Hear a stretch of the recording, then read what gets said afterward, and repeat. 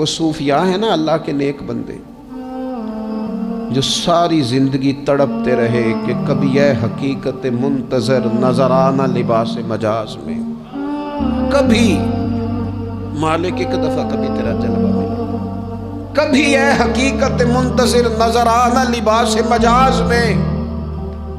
لاکھوں سجدے تڑپ رہے ہیں میری جبین نیاز میں، اور جو ساری زندگی کہتے رہے کہ ہم تو عمر دراز مانگ کے لائے تھے 4 دن، 2 آرزو میں کٹ گئے 2 انتظار میں، یہ دیکھو انہیں انعام ملنے لگا۔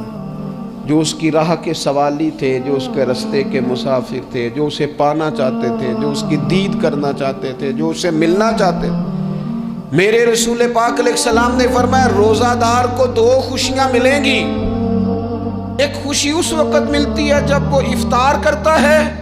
اور فرمایا ایک خوشی اس وقت ملے گی جب وہ اپنے رب سے ملاقات کرے گا، جب وہ اس سے ملے گا تو اس وقت روزہ دار کو خوشی ہوگی۔ میرے دوستو، خوشی تو جو ہوگی سو ہوگی،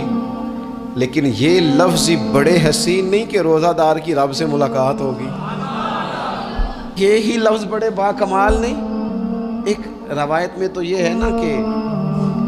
روزہ میرے لیے ہے، میں اس کی جزا دوں گا، اور ایک روایت میں یہ ہے کہ